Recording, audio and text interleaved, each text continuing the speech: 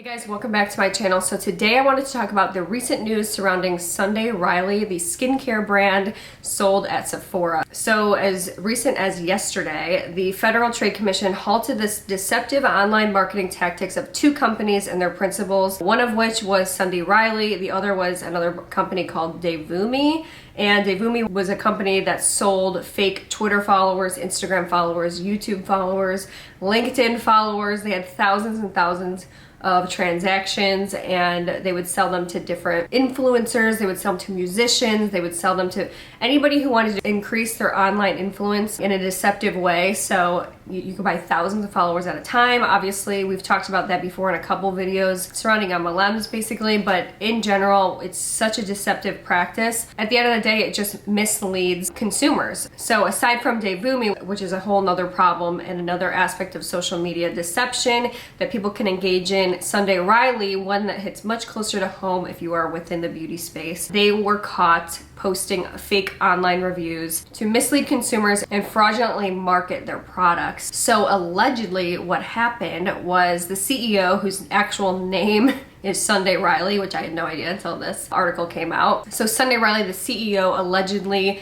left fake online reviews on Sephora.com, and then she also instructed her employees to do the same. So they would leave glowing reviews about certain products and always 5-star reviews, and they would never say a negative comment. They would claim outrageous things. One person claimed they were told to leave glowing reviews about the Saturn anti-acne treatment mask, which when it first came out, they were told to say things like it totally cures your acne, which of course is extremely misleading and deceptive, especially if that's not true. Another thing that they did also was, and again, allegedly this was at the direction of the CEO, Sunday Riley, she asked her employees to dislike any negative comments. Dislike them because that would eventually get those comments removed by the Sephora website. So she found a way to manipulate the website and the review system in her favor to make her products appear better than they actually were, and like they were being reviewed better than they actually were and liked by the majority of skin types and people. And then when the Sephora system ended up catching all of these people leaving these reviews by the same IP address, then they were instructed again, allegedly, to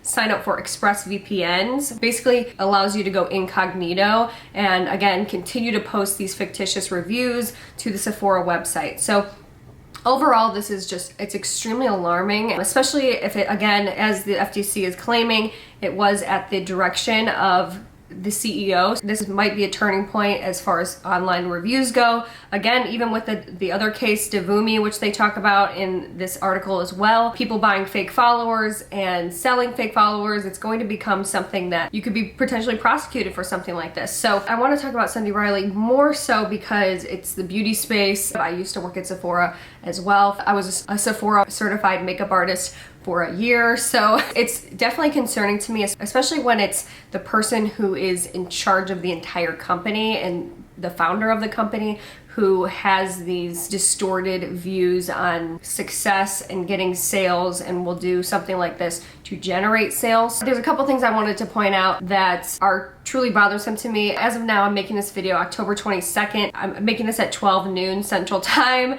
and this story broke midday yesterday, October 21st. There's been no public statements made by either Sunday Riley or Sephora. In fact, this morning I got an email at 10:21 a.m. Central Time, and it says you plus Sunday Riley equals perfect pair, question mark, let's find out. And it's just sort of like this auto-generated don't miss out advertisement to buy Sunday Riley. And interestingly, it has the 4-star, 5-star, 4.5-star reviews of several of their products, and even more interestingly, one of the products is their Saturn Sulfur Acne Mask, which was again fictitiously reviewed to be better than it actually was. If you actually go to Sunday Riley Saturn Mask, you will find a lot of negative reviews on it actually, a lot of which will say be cautious, that it's a very dangerous product, it left burn marks, don't leave it on overnight. Extremely concerning things that people would want to know. Another thing I found very interesting is that on the Sephora website there's something called a beauty match. So you can find reviews based on someone who shares your beauty traits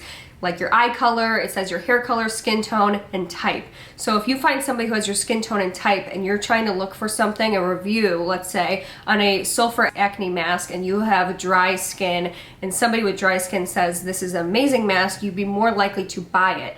But in the case of Sunday Riley, these reviews are not necessarily truthful, so you might be misled. And of course, that's what the FTC alleges overall in the reason why they have halted the practices of these two companies. It says dishonesty in the marketplace harms shoppers as well as firms that play fair and square. They also say posting deceptive or inaccurate information online pollutes the e-commerce marketplace and prevents consumers from making informed purchasing decisions. So the FTC is definitely making it clear it will take enforcement action against this type of illegal behavior. That's a key word, illegal. I also went to the Instagrams of both Sephora and Sunday Riley. Again, there is nothing there, but I want to circle it back to the email that I got this morning, which again is very concerning. If I'm somebody on Sephora's PR team, of course I'm not going to send that email out. You need to be more on the ball with these kind of things. If there's major news, especially FTC news that breaks about a company that is abusing your own website and your own review system that is meant to inform shoppers and aid shoppers in making informed purchasing decisions,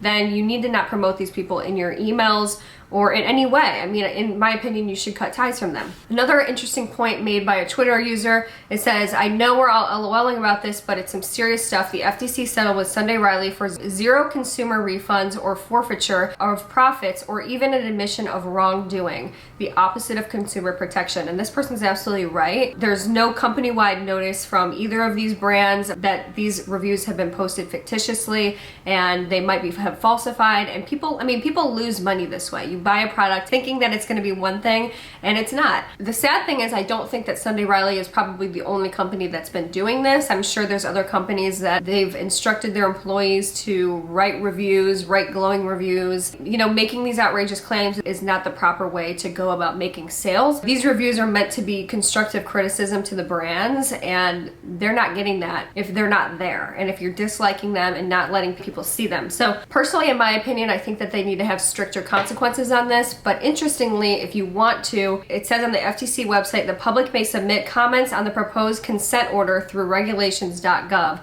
which will be available to accept comments starting Friday, October 25th, and that will last for 30 days afterwards. So if you do want to leave a comment on this consequences and the consent order that has been put forth by the FTC on these two companies, you can do so through this forum. That's one way we can maybe generate some more consequences, because there definitely needs to be consequences for your actions. One question that I feel that we should all ask ourselves is, do we have room for deceptive CEOs and deceptive companies in our lives? Do we have room to allow this type of behavior personally? If the FCC won't do anything, do we personally have any room for this? Do we want to tolerate dishonesty in our lives? Quite frankly, this is just a waste of our time. Sunday Riley is a waste of our time. They've wasted our time by falsifying reviews on their products. Are there other skincare companies? Yes, of course there are. And should we use those that play by the rules? Yes, we should reward those players who are in the beauty space. It says in the fine print here, the Federal Trade Commission works to promote competition and protect and educate consumers. To promote competition, you need to remove these people from the system completely. As far as Sephora is concerned, they have a responsibility to protect their consumers. It seems that they've put in